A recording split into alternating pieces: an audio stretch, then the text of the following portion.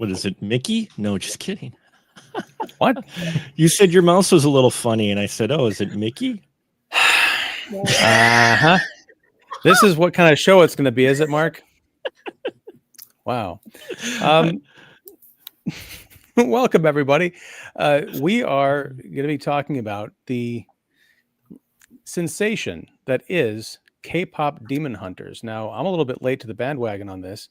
And Annie, you were the first person I think that turned me on to this movie a long time ago. I don't know how you caught it so early. Did you see it before it was on Netflix? Yeah, I saw it as soon as it dropped. I've been waiting for this one for a minute. Okay, tell me about it. First of all, let me introduce the panel tonight. I am Ian Simmons of Kicking the Seat. We have Annie Banks of CBR back with us. There is no way that we're going to have this show without you being on it. And Mark the Movie Man Krawcheck of Special Mark Productions and the Spoiler Room Podcast. The second time we've spoken today. More on that another time.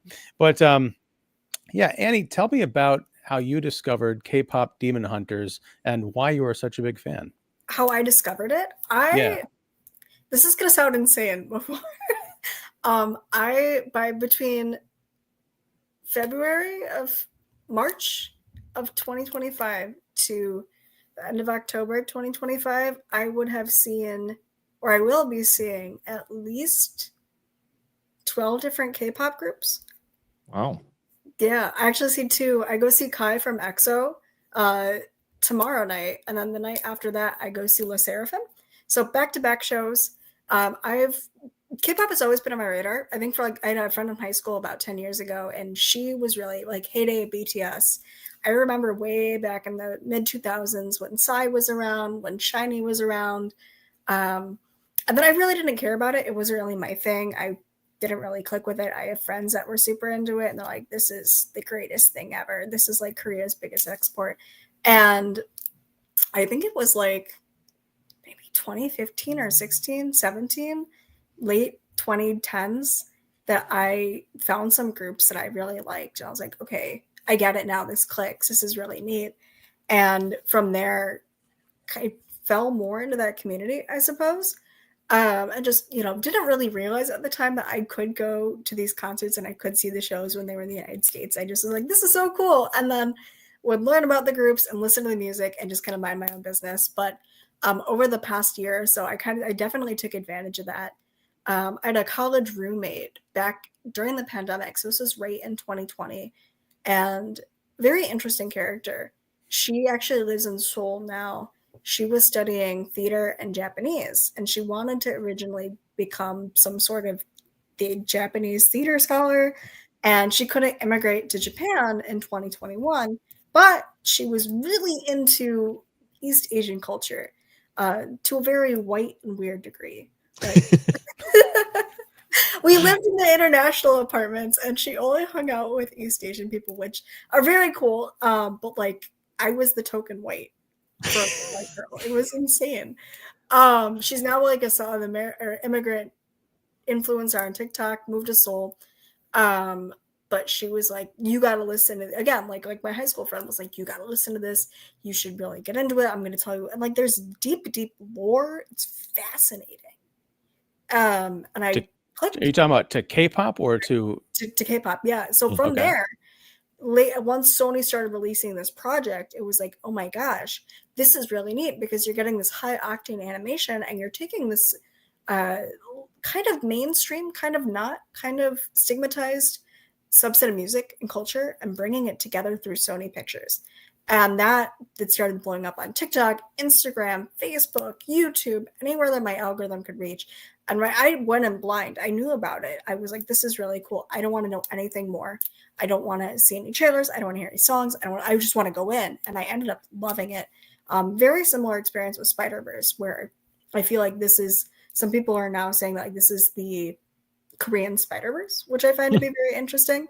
But once Netflix dropped this, it was, again, like you phrased it, a phenomenon. It's a sensation. It's taken over the internet. It's really become this huge cultural thing. The fandom has grown exponentially by the day.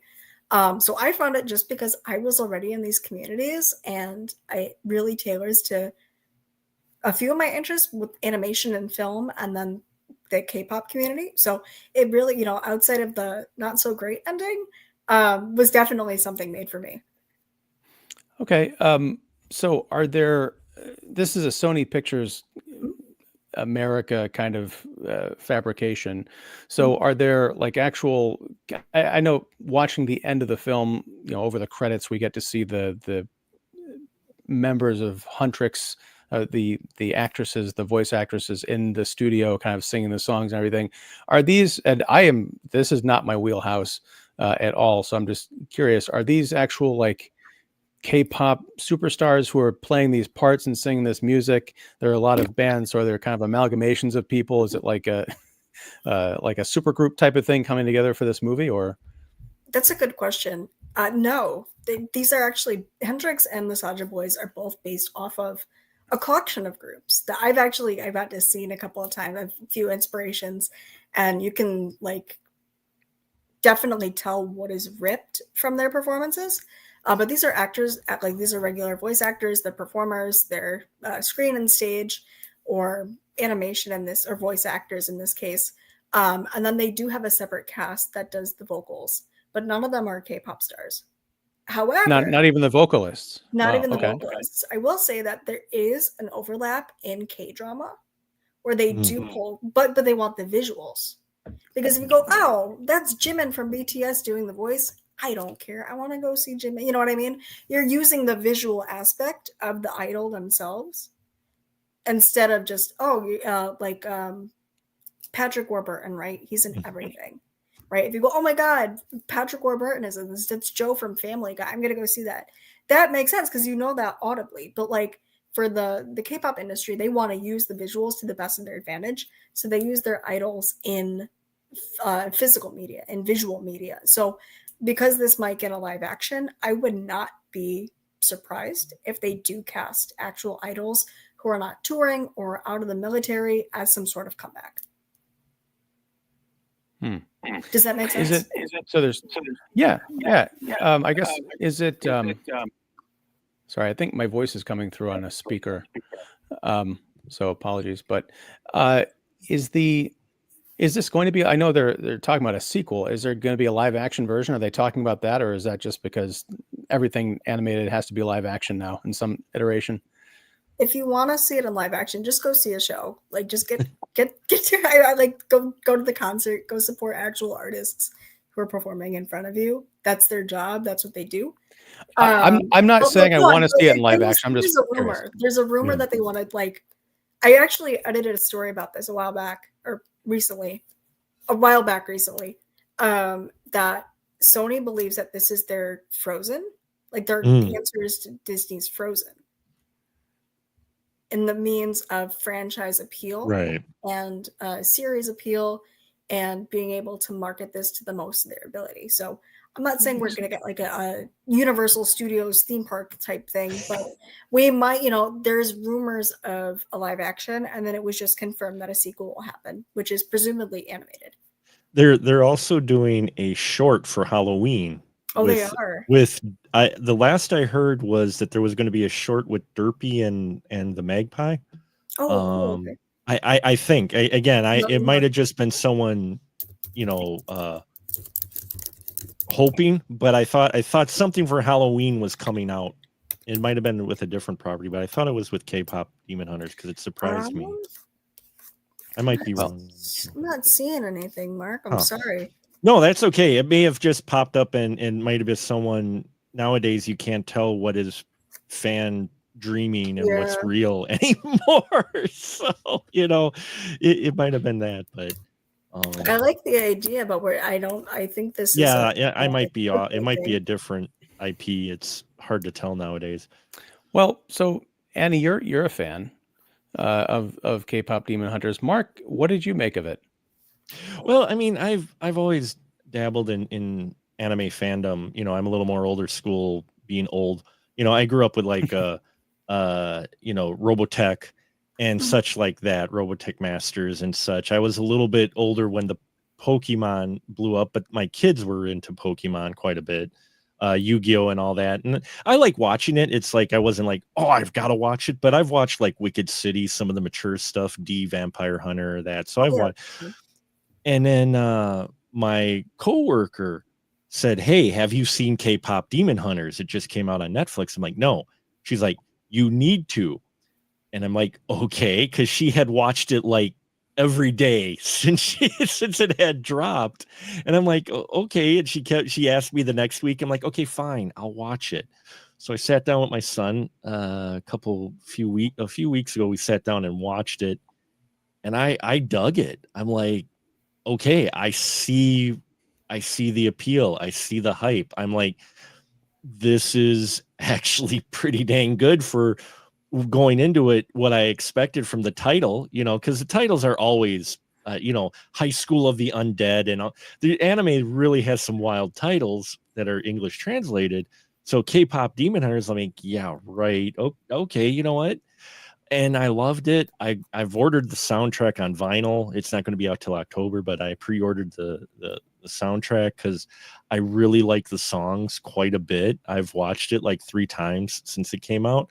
Yeah, it's great, and I see the appeal, and if you told me at the beginning of the year that 2 of my favorite films this year so far would be animated films, I would say you're crazy, but it's true. K-pop Demon Hunter is one of 2 of my favorite films this year so far. The other one is Niza 2. Oh yeah. And I watched Niza because I didn't even realize what that was. And my son and I watched it. We were like, oh, that was pretty good. Then we went to the theater and saw Niza 2 because our theater actually had it. We're like, holy crap, this is really good. And we watched K-pop Hunter and he liked it too. It's like I'm liking what we're seeing from animation now. It seems like it's moving up just a little bit to where we're seeing a little bit better quality in the storytelling and the approach to animation, realizing that, oh, hey, 20 somethings want to watch animated films, and along comes K-pop Demon Hunter, which not only has the catchy tune, it's a musical, really, and it's got a good story. I like the story, But that's my story. Yeah, I've seen it like 3 times now. I've watched it, and I'm listening to the soundtrack quite a bit in the car. My kid hasn't told me to stop playing it on the way home from work. But well, that's a good sign. Mm-hmm. I'm gonna be the Zoey of the group. I did not like K-pop Demon Hunters, and I did give it a fair shot. I watched it Friday with my wife and my youngest because they were very excited to see it. It's the talk of the school, by the way. And I fell asleep 30 minutes in, and then I woke up for the last 30 minutes. So I missed like the middle of the movie. And I'm like, I was dead tired. It'd been a long week, but I didn't like it. You're talking about the story. My main contention with this movie is the story and the characters. I don't like any of it. I love the visuals, and there are several times I thought this would have been really cool to see on the big screen. You couldn't catch me dead going to a sing-along because that's the only reason I didn't see it in the theater was because it was a sing-along, and I'm like, I can't do that. No, I just last year there was the Taylor Swift Eras tour. There were reports of like people dancing in the front of the theater. I'm like, I will call the fire marshal. Sit the hell down. But I'm also old, so it's okay. But no, so I watched it again, from the beginning. I started beginning to end, and the problems I had just grew exponentially because of this script. And it felt to me like it was something that is made for people who want to watch a movie but don't necessarily care about things like consistency or lack, plot holes and that kind of stuff.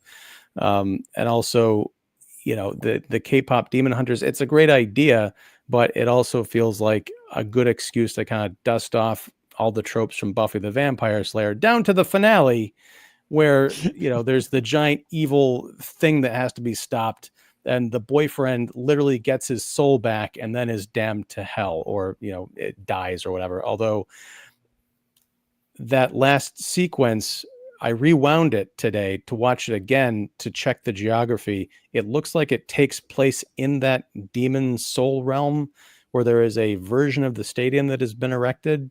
So my question is, how do you, like, what happens to that demon soul? How do you die essentially in hell? The rules of this afterlife are never explained. The demon character in this movie, the hunky boyfriend guy, he's not truly a demon. He's a guy who made a deal with the devil and then was condemned, and he's got certain powers. But to say that he's a demon, I think, is kind of far-fetched. And if he is, then that raises a lot of questions about, again, what are the rules of this afterlife? So yeah, I know I'm persnickety and everything, but I'm also a film critic. So it's like my job to go into these things with my brain turned on and start asking questions if the movie doesn't at least set the table. So yeah, again, I thought it was, fun to look at.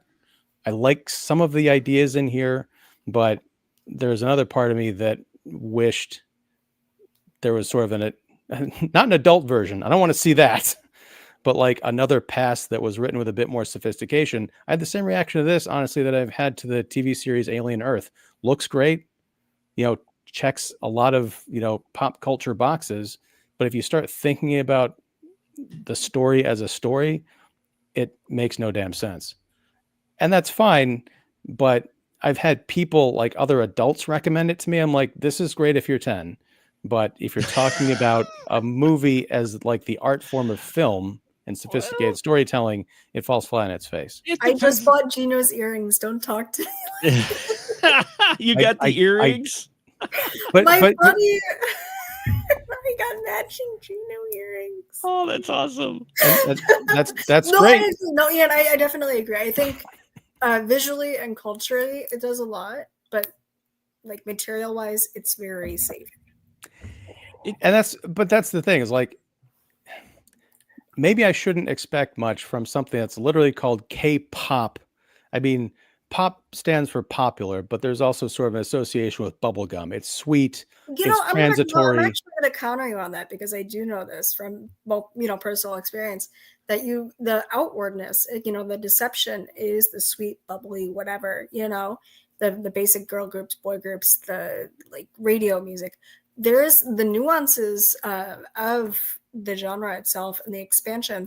There's a lot of metal influence. There's a lot of hardcore trap. There's a lot of rap. There's a lot of Latin, funk. So it does. A lot of the shows that I've been to this year, I've been ID'd to get into. Well, no, that's they definitely are more adult. No, but that's not a counter. That's not a counter to what I'm saying. What I'm saying is, the result, I don't care what influences go into it, Latin, pop, hard metal, whatever. I'm just talking about the result of the film. It is sweet, brightly colored, superficial, and meant to be spit out pretty much after you're done, enjoying its flavors. It doesn't have any meat to it. If you tell me, hey, would you like a filet mignon or a cube of bubblicious? It depends on what mood I'm in. If I just want something like I'm just walking around, want something flavorful in my mouth, I'll take the gum. If I want to sit down and have a hearty meal that I'm going to enjoy and savor, I'll take the steak. And this thing is, not really steak. And maybe that's, again, it could be said, well, your expectations are too high. And I don't think that's exactly correct, because I've been watching a lot of Pokemon with my youngest, because he's really big into that. And like each of these seasons has like 45 to 90 episodes, and they're all pretty much the same. So if you were to tell me like, yeah, watch Pokemon, I know where to set my expectations. But when I have like adults and, again, pop culture telling me you've got to experience this phenomenon, I'm like, there's nothing here aside from, maybe some toe tappers and some cool visuals. But I can get that in the length of a Pokemon episode, which is like 22 minutes. Ask me to sit for an hour and 39 with my brain sufficiently turned off. It's like, no, I want to leave the room. And I get that. I mean, it's all what you're looking for. I mean, for me, like I said, watching K-pop Demon Hunters, I've watched a few of the other anime films, or little short series in that. And there is kind of a trend in some of them to where you don't get what you're looking for as far as, say, necessarily rules set in, how things actually work. You don't get that depending on the anime series or the show or the movie. You don't always get that. And I can get where that's frustrating. I totally see your point on that, because I've watched a few to where I'm like, I'm really digging this. I am not understanding at all what is really going on, because the references in it and such are outside of my culture bubble. They're making references and such, or they show things, or things are a certain way, especially like when you get into the schools and that, and how they refer to things and how what the significance of things are. I miss out on that because I'm not in that culture. I'm a Westerner watching it. And in this one, I think it's what you get out of it. And I think part of the popularity, unfortunately, Ian, for what you're saying, I think that's part of the popularity of this, especially with some of the other stuff going on, is that it's catchy for a lot of people, especially if they're just casual viewers of, say, animation. They're looking to put something on. It's got, standard like relationship themes in it that don't go too heavy. And I think that's what is kind of the appeal of it. Because I'm watching it, like I said, a third time. I watched it today for the show. I really enjoyed it. I enjoy the songs quite a bit. And, but also if you look at just the core story itself, yeah, it is pretty surface level as far as a lot of stuff goes in it. But I think that's the appeal. I think that's the appeal. I think people like it because it's catchy for them. It's not too heavy. And, like you said, it's kind of like bubble gum. You're chewing it, you get the sweetness, and yeah, eventually you spit it out. But that doesn't mean you don't have 5 more pieces of that same bubble gum you might try a couple days later, So in that respect, I think that's where it is. For me, I enjoyed it. What threw me off a little bit is some of the animation style they have in here. You're used to seeing in 2D form. Like the regular 2D anime form, like with the tears, or where they change from an adult to a kid when they're very excited, like we get in the very opening with the ramen. So that threw me a little bit. I'm like, I've not seen that type of animation or that portrayal in the 3D type of, lack of a better term, the computer generated type of animation. And so that I thought was kind of an interesting approach, because that usually seems to be reserved to more of the 2D stuff. It's not Miyazaki, but it's not supposed to be. It is supposed to be exactly what its name is. And I guess for me, that was enough. But I'm glad you brought up Miyazaki, because I think that's a perfect example of, you can have something that's beautifully rendered animation with an intelligent, coherent story that is meant for all audiences. Mm-hmm. You can have a 6-year-old watch My Neighbor Totoro. You can have a 46-year-old watch My Neighbor Totoro, and they can both get different things out of it, be it the flashy colors and the mm-hmm. cool, funny like cat creature at the bus stop. Well, now I want to watch. Now I want to watch Our Neighbor. Right. Or hey, me too. Or you can resonate with the themes of that movie and go a little mm-hmm. bit deeper. With K-pop, the Demon Hunters, I just had more questions. Like watching it today, there's that whole like airplane. I was going to call it an airplane heist. It's very much kind of like the Dark Knight Rises opening, where our trio are on a plane. They're supposed to be headed to their big finale concert for the tour, but the plane is actually flying away from the city because it's been taken over by demons. Interesting concept. They've got to fight the demons on the plane so they can get back to their show.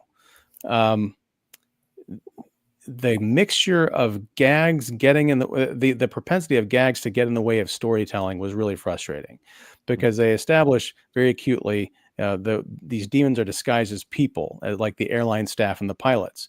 And one of the tells is, hey, that stewardess is pouring coffee she's watering a plant with coffee. And that's cute.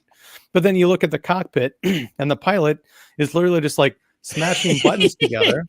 And again, that's cute. Mm-hmm. But are the demons using their magic to keep the plane in the air flying? Because just mashing buttons isn't going to do it. And then a few minutes later, after they've defeated the demons, or the demons think that they're going to get away, rather, the plane is split in two, and they're kind of like flying away, going hee hee hee, and they're falling through the air.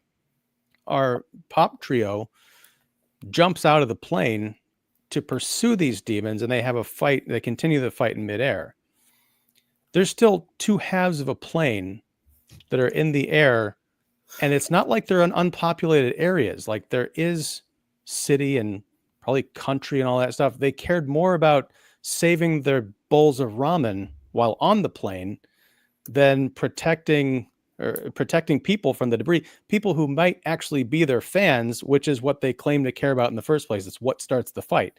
So in the first 5 minutes, unfortunately, I kind of know what the next hour and 34 minutes is going to be, and it didn't make it enjoyable, and it didn't get any better. It only kind of got worse from there. And that's K-pop Demon Hunters, everybody. Good night. No, sorry. Again, I guess for me, because it's animated world. Once I saw that, I knew what I was in for. And for me, that set the expectation. And I guess that's why I may have enjoyed it more, because I realized that this is not meant to be any point of realism in this film whatsoever. It is meant to be a fantasy, a fairy tale, however you want it. Yes, you're right. The pieces of plane could have landed on someone, or they could have landed in the ocean because they were headed out towards the ocean. But it's one of those things where does that rocket go that goes off wild in a Bugs Bunny cartoon? You never quite know where that's going to actually land necessarily. They don't always show the wild rocket that flies off that misfired. Well, right, but you're getting to the exact point, Mart. A Bugs Bunny cartoon is meant to be a short, farcical adventure that takes place in this cartoon world, right? Where everything doesn't make any sense. This K-pop Demon Hunters wants to be a fantasy kind of adventure, teen love drama thing, but then also have these elements mixed into it. I think it takes a deft creator, one who cares about kind of consistency, to make it an action comedy rather than an action movie that has farcical bits thrown in that very frequently butt up against the story that they're trying to tell. That's the thing. You're not supposed to care about where the rocket goes. Whereas if their whole point is like, we've got to save people, and then you've like let this plane crash, I don't know. It's just, again, it could just be me, and it probably is, but it just that didn't really cross my mind too much, because I was like, okay, this is the type of world we're in, because they're literally fighting the demons and things go music video style. So, I mean, but Mark, it's a distraction, right? So the thing is, if there are parts in this movie that really do lean heavily on the drama, like Rumi going to her aunt at the end of the film, looking for help, looking for answers to her identity, and being despairing and all this stuff, and like, why won't you kill me?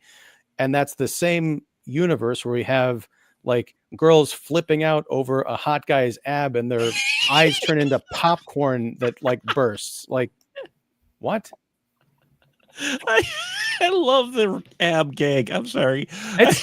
I do too, but I want to see that in Tiny Toon Adventures and not in, you would not see. I'm gonna be the old man shouting at clouds. You wouldn't see this stuff on Buffy. No, but again, Buffy is, I think, is the Bugs Bunny movie. Well, no, but here's the thing.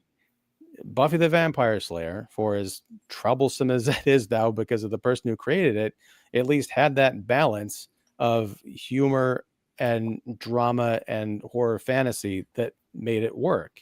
The comedy was incidental to the story being told, as opposed to being in this pop culture world where it's like, nothing needs to make sense. Turn your brain off. To me, that's insulting. I don't want to go to the director of the film and say, you know what? I loved your film. I didn't have to think about it. I didn't have to care. I just watched the pretty colors and listened to the music. It was awesome. That seems to be the majority response, though. Like, I think that's really sad. Not really being read into as deeply as you were reading into I'm it. not even looking for depth. I'm looking for something that makes sense even on a surface level. I mean, I hate to be that guy, but like, it is a kids movie at the end of the day. You know what I mean? And that doesn't. I've seen children's movies that are incredibly poignant and insightful and philosophical, and that shouldn't kind of curtail that lack of depth. But if I see a 6-year-old on the street with a Huntrix shirt, she's not going to ask me which way the plane split. You know what I mean? She's going to ask me who my bias is. Like, it doesn't matter. I get what you're saying, but I think I guess I need some kind of a label on this so that when an adult recommends I watch this movie, I can say, no, that shit's for kids. I don't need to know about this because it's not going to make sense. I'm not going to get anything out of it. PG-13, there's your out right there. Is this? Well, no, because there are PG movies that you can watch as an adult and get things out of. The rating does not necessarily indicate sophistication. I guess I'm looking for some kind of an indication to go with the rating to say, if you want to think about things and appreciate a smart movie written with intent and meant to, enrich people. I don't mean enrich in like that kind of highfalutin sense, but enrich in the case of like, just because a movie is for kids and just because it deals with pop cultural themes doesn't mean it has to be dumb. No, but it doesn't necessarily mean every movie has to be that deep either. I mean, at the end of the day, this film is intended to be escapism at its I don't want to say necessarily basic form, but it is escapism for a lot of people. I mean, you've got good guys, you've got bad guys, you've got the good guys fighting the bad guys, you've got some catchy pop songs that have been catchy to a lot of people because it's the first soundtrack, which blows my mind, where you have 3 of the songs on the top Billboard 5, I think, top 5 Billboard chart ever. From the same soundtrack, the same 3 songs at the same time have charted in the top 5 or top 10 on the Billboard charts from the same movie. That's never actually happened. It's for whatever it's caught in the zeitgeist. It's hit that chord that that's appealing to a lot of masses right now. And I get what you're saying with your criticism. I'm not necessarily saying you're wrong either, Ian. I think it's what you're looking for, what you get out of it. I've read some anime, not a lot, but a number of anime books that are similar to K-pop, to that you're reading it and like half of it, you're like, what is going on, in this? And, with some of those, they're series. So the later books do dive into it more. You don't have that here. You just have the basic of what you're talking about, what you might enjoy. And I don't know if you saw either Niza or Niza 2. Niza 2 is actually deeper than Niza by a lot. That is something that a little more along the lines of what you're talking about, to where it's got the fantasy elements, but it is more of those elements, a little bit more consistency, as you mentioned, though they don't give a huge amount of explanation of things because it's based on a lot of mythology and legend and lore. So if you're not too familiar with it, you might be like, what? But they explain it a little bit better and establish it more. But that's also a longer film. This is your popcorn animated film, for lack of a better term. Well, but here's something, and I do want to see Niza 2, because I saw the Niza 2 advertising all over the place. I'm like, what is this? I have no reference. Let me ask you, Mark, how did you see Niza 1? Is it streaming somewhere? Like, where? It's on Netflix. Oh, okay. I'll have to check that out. It's on Netflix now. They put Niza 1. Actually, it's a whole like cinematic universe. There's a tease at the end of Niza 1 for another character who doesn't show up, but it's supposed to take place in the same like world of legends. And I've got to watch that one yet, but it is meant. The first one's a little bit not as deep, but the second one definitely dives into things further. And it might be a little bit more of what you're describing, what you're looking for in it. It's not K-pop, but K-pop's not trying to be that type of film. Well, and I wanted to ask about that because you're talking about Nisa 2, and also we talked about My Neighbor Totoro. Those are movies that were sort of imported to America. They were written, or created in another culture that was brought over here. This movie is a Sony Pictures animation project. It's an American production, from what I understand. I hate to bring up that kind of cliche of my culture is not your costume, but I'm wondering if, because it's an American production, it's just we want to bring the flavor, we want to capture the zeitgeist of this K-pop thing, because Korean dramas have been huge on Netflix for, a decade. K-pop is kind of it's kind of blown up from the niche to the point where, in a lot of parts, thanks to this movie, it's being played in the mainstream. So how can we have our kind of K-pop phenomenon and also mix it with animation, and this being our the new Spider-Verse?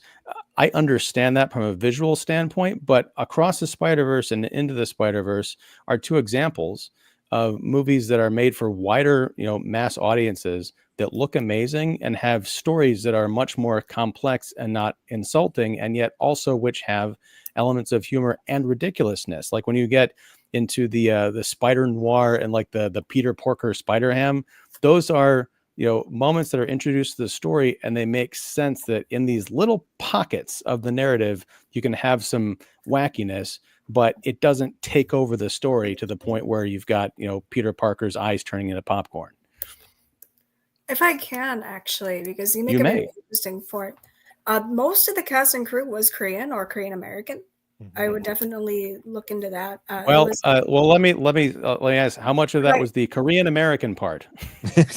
I mean, it really is visibility for the Korean American culture, where I know people who have, not just being Korean, in general, if you are Polish American or Eastern, or if you're a second gen, third gen immigrant, and you're still trying to find that sense of belonging, I think this metaphorically really does relate for a lot of people of, where do I identify? How do I identify? Where do I fall? With the demon metaphor as well, what is my identity really? What do I fit into? Where do I fit in? Where do I belong? But these are generic themes that have been the subject of teen targeted drama for decades. Turning Red. Disney did the same thing with Turning Red. You're gonna, even though it was in Toronto, are you gonna still say that that's them appropriating culture or using the culture? I think that the zeitgeist, like Mark's brought up anime plenty.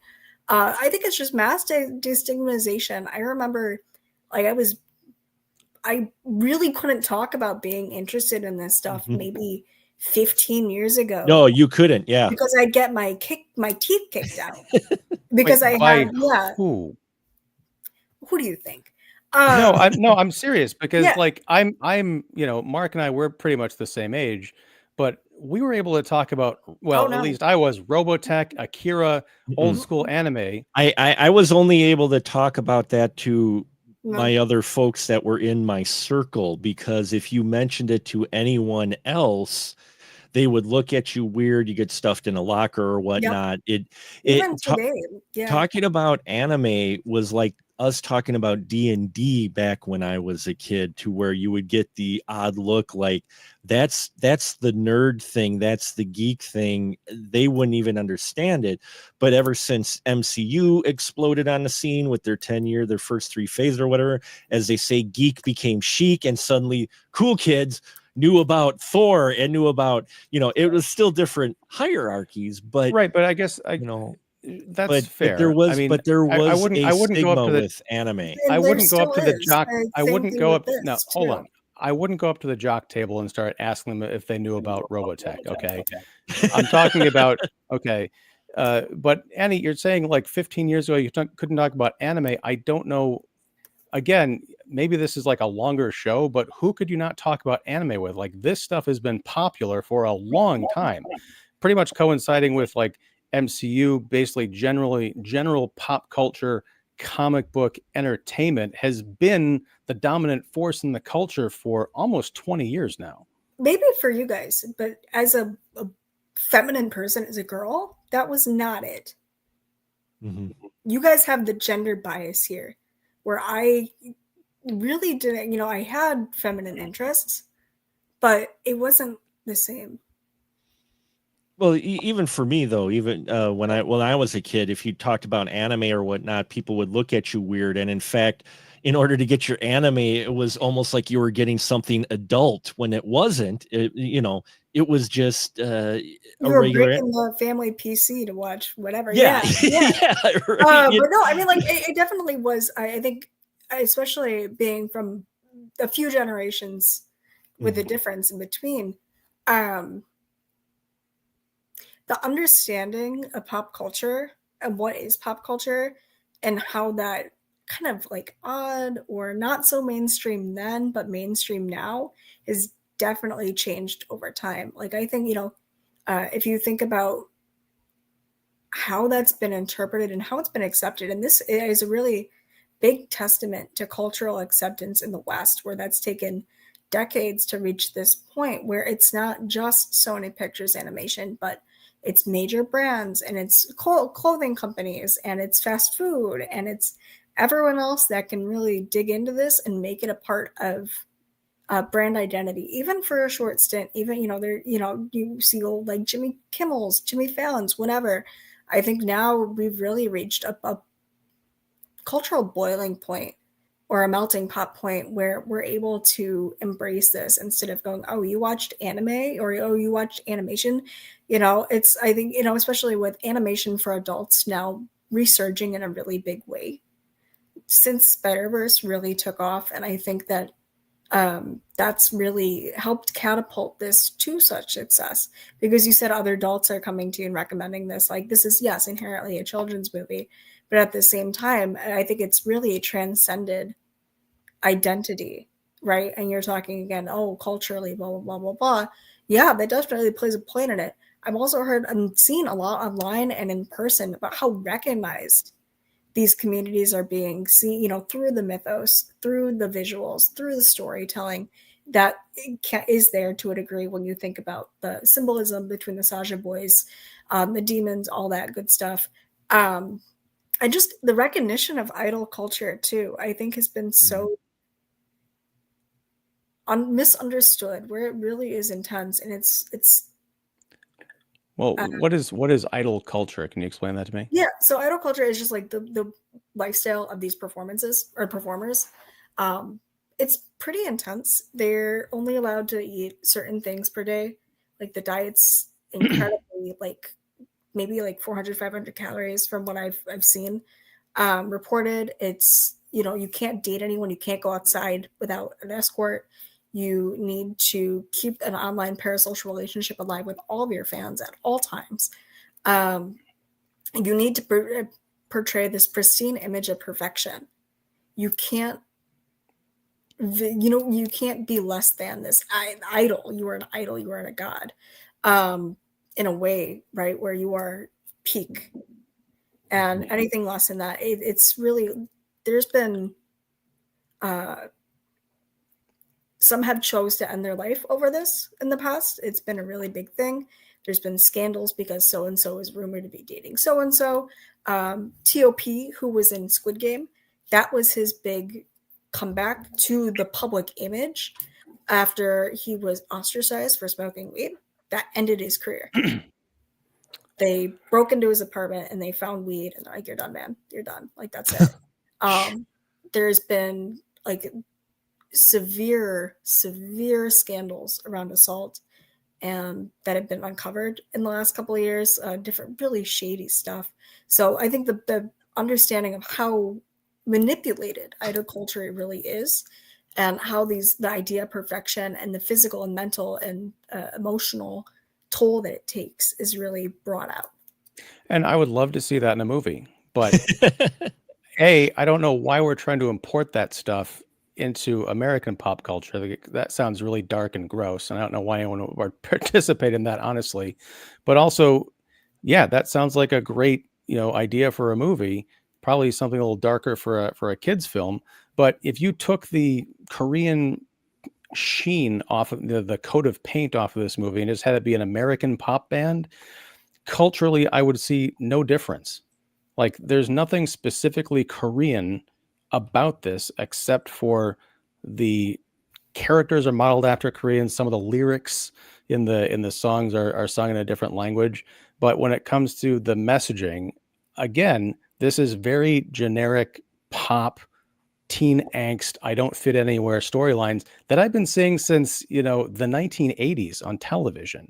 Now, there wasn't the K-pop was not a big thing, but when everyone's like, oh, the songs are so great, what about Soda Pop? I'm like, what about Popsicle from the New Kids on the Block from 1989, which is You're My Popsicle from the very first time I met you, girl, you captured me. The beats are almost identical to Soda Pop. And it's like, I'm looking for nutritional value in bubble gum, and I'm coming up, snake eyes here. Well, that's like looking for really deep songs in your top 40. In all honesty, but here you're making my case, Mark. Like, there's nothing in here that really stands out. Yeah, but there's a reason why those songs are top 40. And I get, again, I am not saying you're wrong at all. What I'm saying is, what I think part of the appeal is the fact that this is familiar ground. This is a comfort food when people are looking for a comfort food. This is something that's got just enough a little difference to it that those who say, in the West, for lack of a better term, Westerners, or your general viewing culture may not be used to seeing. So for them, it's visually interesting. It's different. It's like, wow, look at this, because they've been pulled in because of the popularity, because it's gone viral. In all honesty, I honestly think when they released this, they didn't think necessarily. Now, we just had that conversation with Lloyd.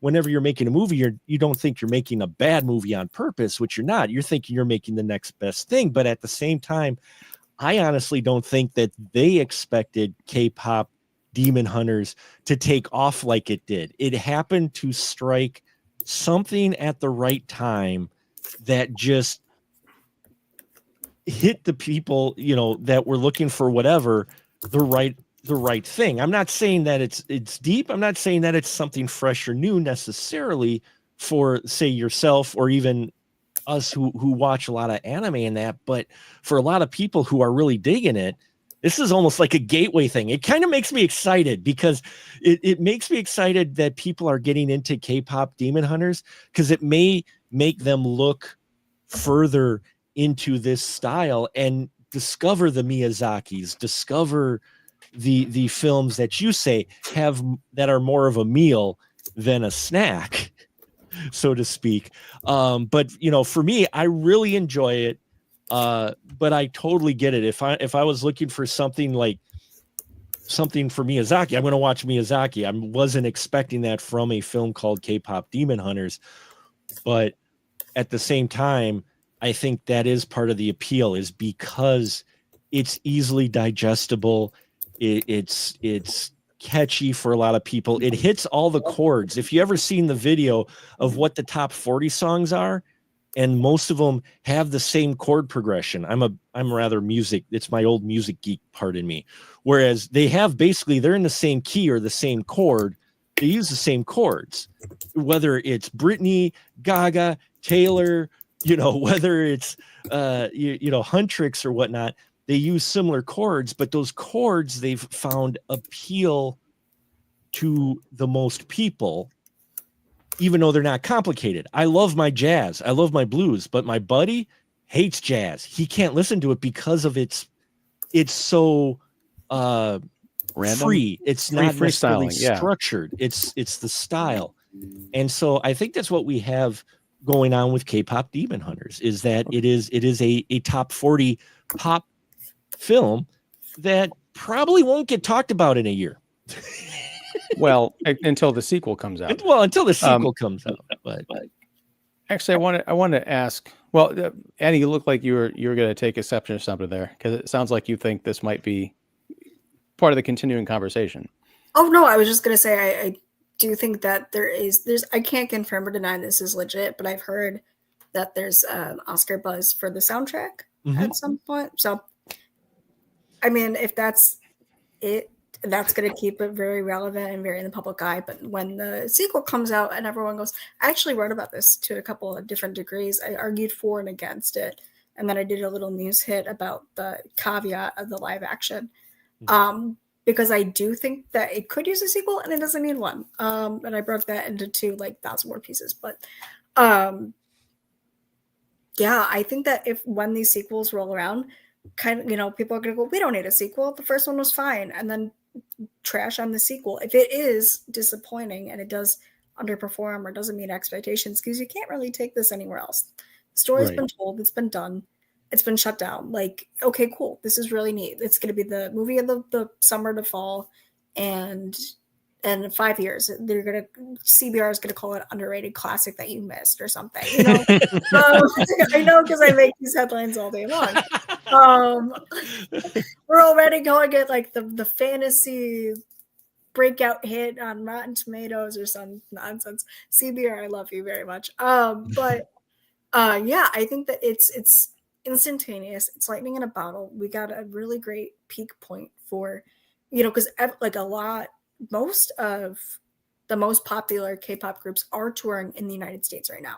I think that is definitely contributing because, again, like I said at the beginning of this call, I will have seen 13 different groups.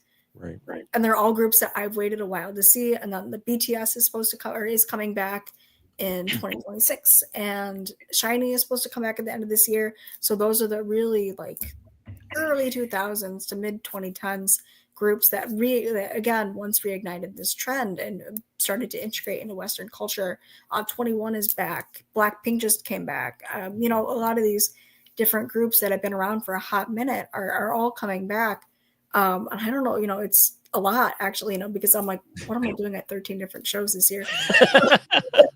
Well, I want to ask you about it. But at the same time, I think that this is the summer, like Mark was saying, that Sony hyper capitalized. It just so happened that this worked out tremendously, where we're seeing this Western spike. But once that goes down and the winter rolls around and people aren't really doing anything, and you've got everything else on TV to watch, and your network dramas are back, and all of that, it kind of fizzles away.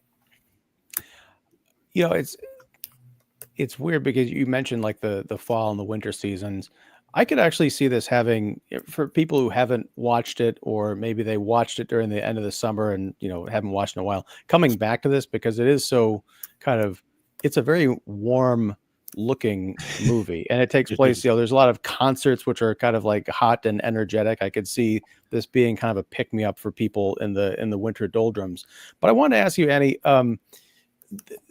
you having gone to all these concerts and experienced this, how did the film capture the feeling of being at a K-pop show? Because I will say, I didn't care for the story, but there were frequently moments where I'm watching the kind of the concerts, not even the battles that are taking place on a lot of these stages, but I'm thinking it'd be interesting to see just an animated K-pop movie, like in an IMAX, like a concert, like someone just comes up with a Huntrix Saja Boy mashup concert, films it in IMAX and just throws it in the theater. Forget about the story. Like make it the new eras, but anime. Yeah. They actually do. A lot of these groups actually do show their recorded shows and tours in theaters. Some of them have started doing the VR immersive, which I'm like, I'm just gonna go see them. I don't need to wow. Do that. That's so goofy. Unless I wasn't living like a trailer park in Oklahoma, and that's the only way I could go, But I will say that after I've been doing this for like a year now, I think my first show was a year ago, and the energy, the crowd is incredible for the most part. Blackpink was disappointing. It was like you show up and you sit down and you leave type beat. People weren't standing up and dancing or anything? I was like, no, like there was nothing there. And I took my buddy, and it was his first big show, and I was like, I'm so sorry, man. Well, let me ask. Everything. I was like, oh my gosh, I'm so sorry. Was that like just the vibe of the venue and the show, or was it like a mandate, like you go in, you sit down, you don't get up? It was Soldier Field, so that might be it. Yeah, nobody wins at Soldier Field. Gang, I got an idea.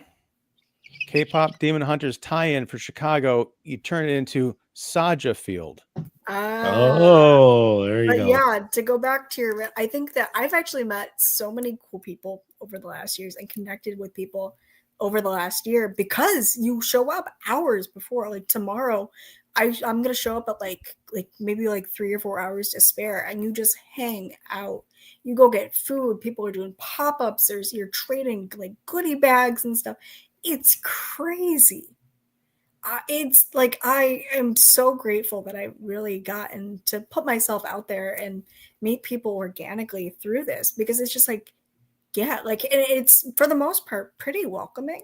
You're just standing on street corners talking to people. Like I went to a couple in Wrigley Field, and like they'd shut down the entire block, and there'd just be tens of thousands of people hanging out in the middle of wherever, Clark Street, having a beer beforehand. Like we've known each other for 10 years. Hey, I met this guy 5 minutes ago. They're my best friend. Like it's nuts. Yeah. And like I've like the group that I go with, like we've amassed more. I actually was invited over the summer to drive up to Minnesota and interview Korea's first hard of hearing boy band. Oh. With a few days to spare. They reached out. And they were like, hi, would you like to come up and go see Big Ocean? I was like, they're like, we'd love for you to do a profile piece and sit down. And I was like, okay. So I spent the day at this real like cute little venue. There was only maybe like 100 people there. It was a pretty small show, but I know sign language. So I did an interview in ASL with them. Yeah. Nice. It was very cool. ASL, ASL, English, Korean, kind of broken up. So I could get the most understanding. Like I would have never heard about this. I would, unless I networked with people and connected with people and put myself out there. So I think the energy and the atmosphere is, for the most part, pretty captured. It is an event. You are going to a fashion show. You need to dress really, really well. When you say well, you mean like proper or like kind of extravagant? But extravagant. Yeah. You are Okay. like putting together your most insane outfits. You have to look like you're homeless to look cool. But yeah, it's actually, and this too has like really helped me become more in tune with my own personal fashion sense and stuff, because as you guys have seen in the film, like the fashion, mostly through Huntrix, that really is the baseline. That is the expectation. You are, you look runway ready to go to these things. You have to look like someone's gonna put, like you're gonna be swarmed by TMZ at any time. So I think that in itself, the screaming fans, you're gonna get that almost anywhere, depending on who you go see. But I think the camaraderie and just the individuals, and I've been really good. I'm not parasocial about any of these people. Like they're people and they don't know me and they don't like me. But it's great. Like they're like the attachment to these idols, to these performers, at the end of the day, just being some guy who's really good at rapping or singing or dancing or whatever, is like, it brings people together. It is truly like I've never experienced anything like it until now. I remember my favorite group is called 80s, and they're basically the Saja Boys. That was the main inspiration for them, and I went to go see them again this summer, which they're known for being elevated. I think they're definitely the best show I've ever seen. But I took my sister last year with me because I had a friend bail the day before. I had 2 tickets. I was like, we're going to go see ATs. This is going to be awesome. And she texted me. She's like, I can't go. I was like, well, what do I do? I can sell the ticket or go by myself, or I take my sister with me. And I took my sister with me, and I told her nothing. She knew nothing about this going in. And when I went to go see them again in July, I texted her. I sent her a picture of the Wrigley thing that said ATs on it. And she's like, oh my God, Jung Woo Young. I was like, how do you remember the guy? I was like, oh, she's like, yeah, Go Woo Young. I was like, how do you remember this? But yeah, it really is. And I see a lot of the same people. It's cool. You see a lot of the same people. You get to know the community. If you're in Chicago, yeah, I think that they did a really interesting and very nuanced job of capturing the fandom involvement. You've given me an idea for a movie that I want to see now. We're 25 years out from Almost Famous. I want to see a modern K-pop version of that, K-pop fandom, about people coming together and following around K-pop bands, and especially, I love the idea of. They do. No, I'm talking about like I want to crazy, like a feature film. Oh, right? okay, gotcha. Yeah. Like you would be the Patrick Fugit character from Almost Famous, going in and like meeting people at K-pop shows and kind of following them around and getting to know them. Building a community on the road. I think that'd be amazing. I think to touch on what Annie was talking about, the culture of the fandom. That's one thing that's interesting with K-pop Demon Hunters that I haven't seen anybody mention, and they probably have, but especially in the internet culture in the last, I would say 5 to 10 years, toxic fandom has become very popular. Yeah. To where there's gatekeeping and there's toxic fandom, and you don't really get that in K-pop Demon Hunters. You get folks moving from one fandom to another. But if you watch all of the fans in that, you don't have anybody saying Huntrix sucks, Saja boy. They go for the Saja boys and then they come back to Huntrix, but you don't have.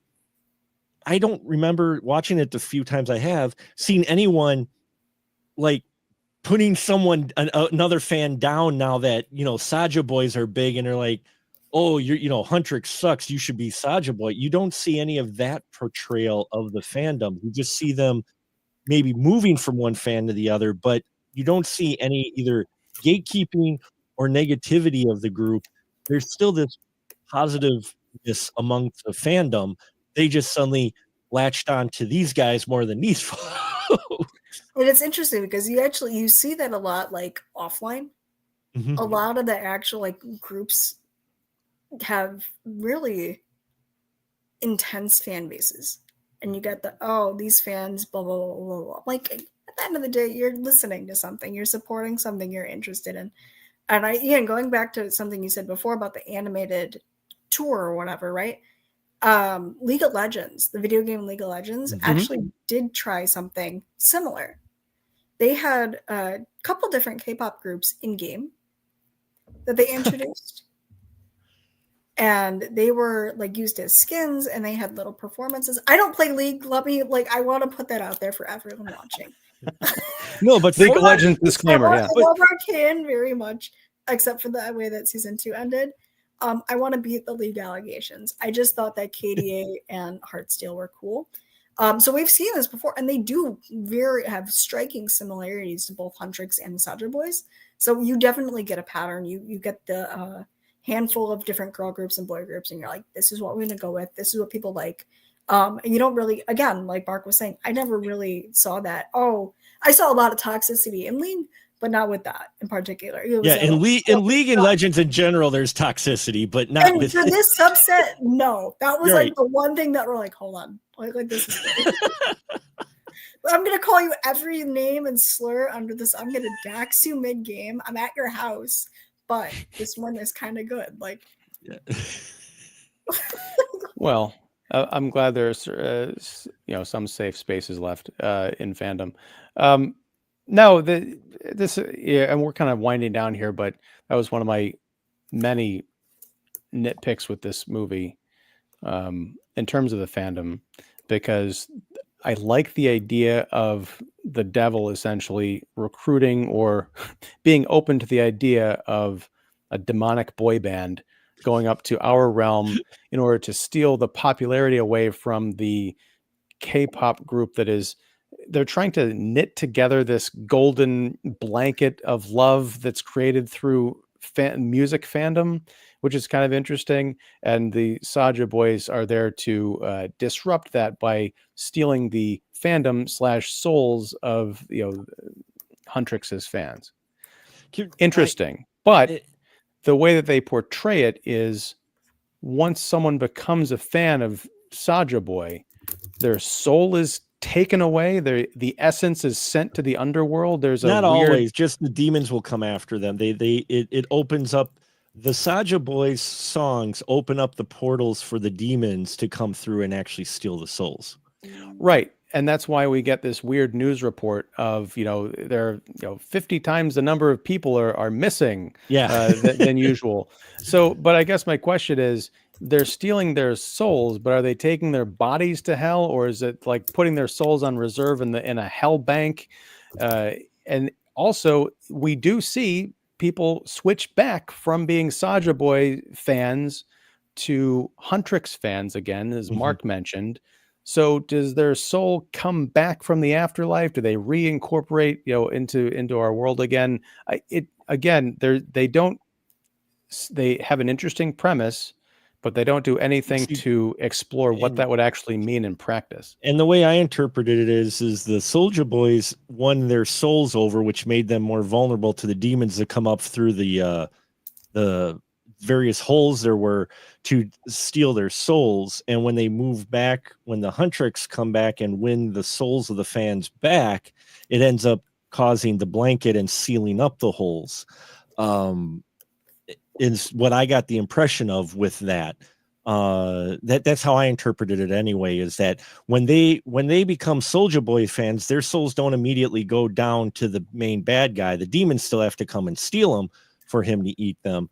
But makes them but it's more presented vulnerable. Inconsistently, because they don't always show the demons coming and taking souls away. Sometimes you just see shots of these souls like the flaming blue arrows coming over in the night sky, because they've got demons out there. They don't show every demon stealing every soul, right? But in these cases, they don't show the demons stealing souls at all. You see these things flying through the air. Like, are the demons coming and taking the souls and then throwing them over the fence to land somewhere, or what's the deal? Again, the movie does, I want to make it clear, the movie does not care about how these logistics work, which is what drove me crazy. But it's also like, okay, if the film doesn't care, then I have license to not care. Why am I still watching this if I don't care about it? I guess I filled in blanks, my own interpretation of it, which, for me, I've done that before with films. So I get it. But at the same time, the correlation I got with it was the demons come up and take the souls, and then the souls fly and go to the guy to eat them. How they come out of the demons who steal them, there is a correlation between them. How that exactly works, that mechanic, not sure, but there is a correlation with them going up, taking the soul, because you've got the first soul that was taken from that one guy opening the rift to cause the one person to get their soul eaten, and then when he drops back down to the main bad guy, you see the first soul come. So the demons up there stealing the souls, and they're bringing them into that realm, and then they're flying into the fire guy. How they get out of the demons, I couldn't tell you. Well, but again, and going back to the point, like once they're in this nether realm and being devoured and added to the power source of this, the main devil character, they're gone.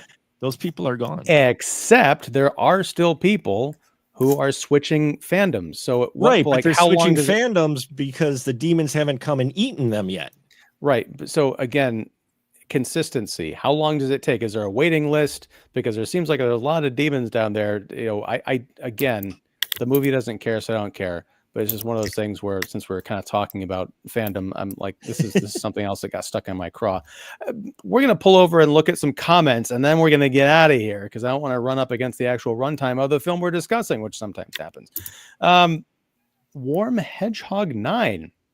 How's it going? I've seen that movie. I've been noticing something in that movie. Huntrix have wore a black and gold jacket, which is resemblance to the military pattern jacket that Michael wore during the Thriller days.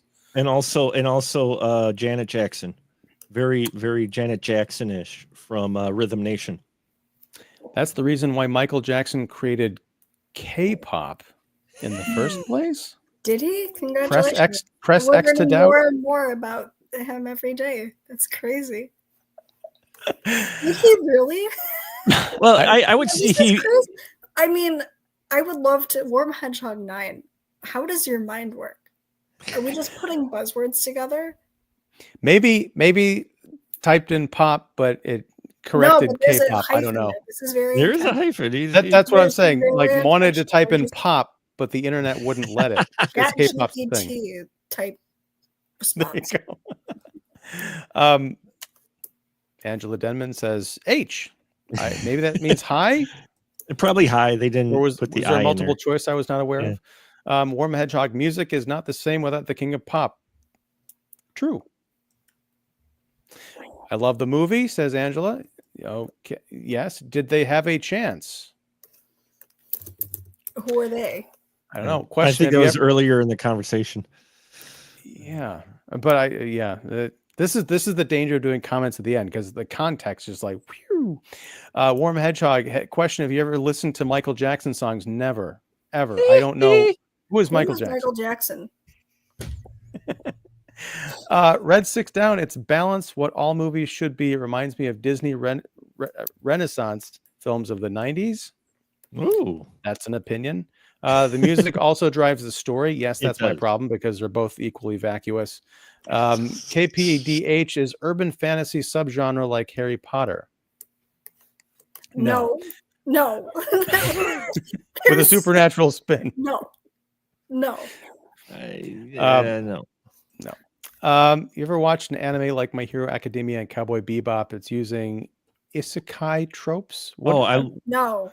What are isekai tropes? I don't know this. Isekai is like it's an anime subgenre that usually involves a harem.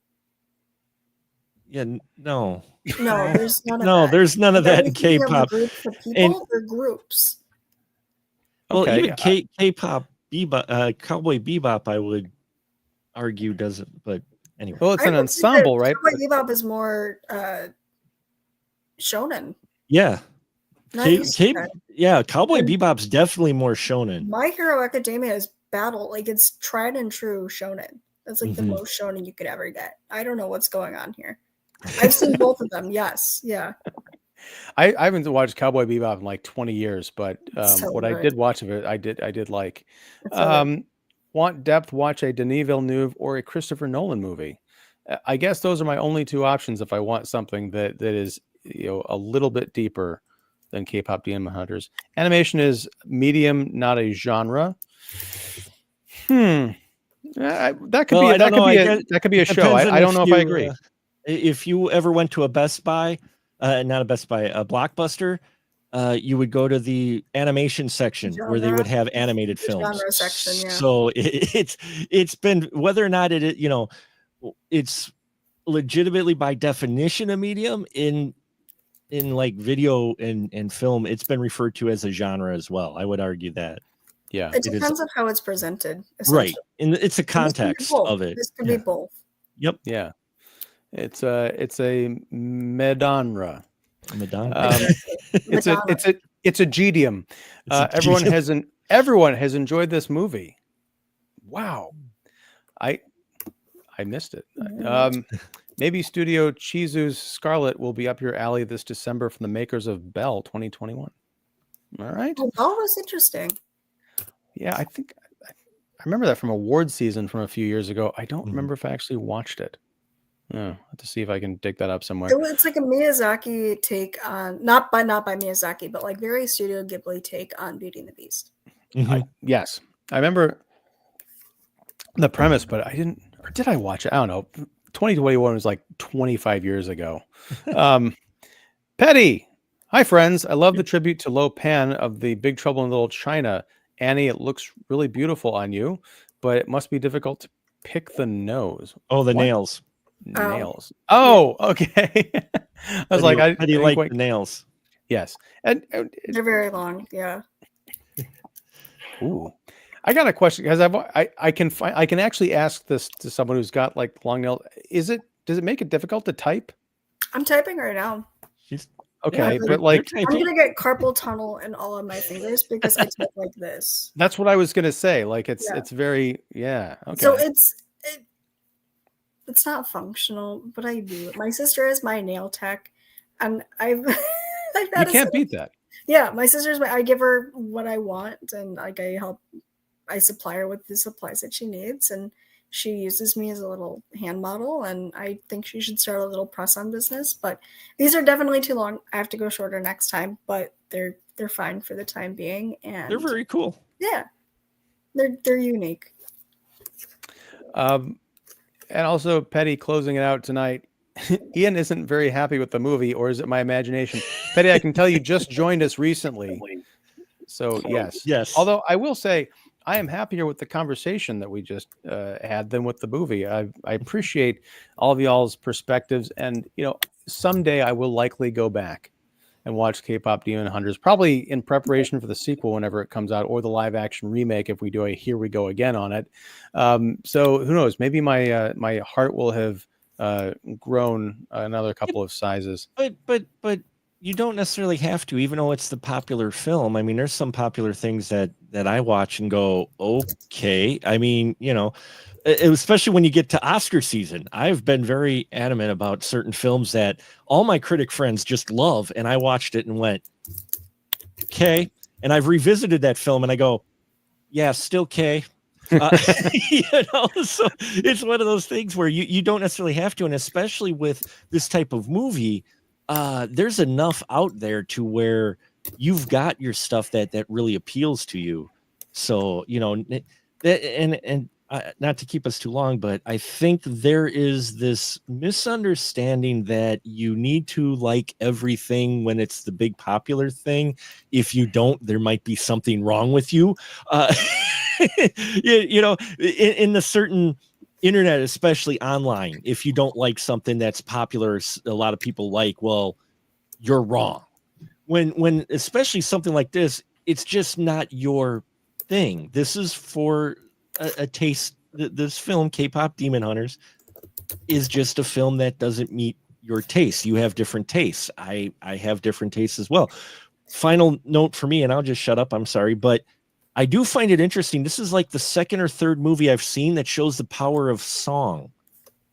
We've had it in Sinners now, and we've had it here, to where song is a key point in the magic, whatever you want it, the spiritualism. It actually has power. And I'm being the music guy too. I'm digging that. I've always wanted to see more themes like that, where music is an integral part of whatever powers there are. And we've seen that now in Sinners and here. And so I'm hoping it's kind of a little sub trend. I'd like to see a few more because it makes for some interesting soundtracks. So, well, speaking of that, and this will be a very brief detour. It's funny you should mention that, Mark. The other night I was watching Xanadu. Yeah.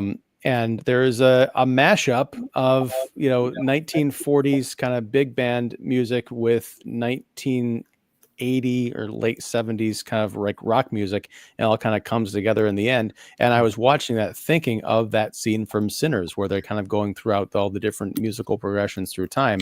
So I'm wondering if Ryan Coogler is secretly the world's biggest Xanadu fan. But I got no proof except for a suspicion. Petty says, for the love of God, what is K-pop? I'm so old. Well, Petty, it sounds like you are joining us late in the show. Go back, rewind after this live stream is over, and you will get an education in K-pop, largely courtesy of Annie here. And I appreciate that education, the context, and the stories. And I do want to see that Almost Famous K-pop version starring you at some point in the next 5 years. So I'm putting that on your plate. Okay, 5 years. Okay, I got enough time. You got time. Yeah, I got time. All right. Well, so we are gonna get out of here, gang. Thank you for hanging out and watching us or listening to us talk about K-pop Demon Hunters. What did you think of the movie? If you want, drop a comment even after we're off the air. You can tell us what you think, and maybe I'll reevaluate my opinion. Oh no, hold on a second. Petty says, for the 10,000 subscribers, Ian pays for a party for everyone to celebrate the achievement. I'm going to pay for the party for 10K. No, I appreciate the spirit though, but unless that comes with actual money, which it doesn't, that's off the table. But I love the sentiment, Petty.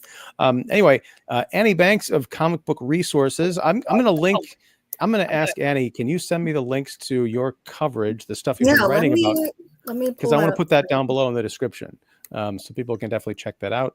Mark the Movie Man Krawcheck of Special Mark Productions and the Spoiler Room. Thank you for joining, both of you. Thank you out there for watching / listening to this. If you enjoy the show, please like, subscribe, ring the bell for notifications and all that business. Kicking the Seat now has a Patreon. Links to all of that stuff is down below. And I'm not sure what we're talking about next week or when we're going to be talking about it. But until next time, whenever that is, whatever that is, thank you very much. Take care. And as Petty says with the very, very last word, bye. And this is what it sounds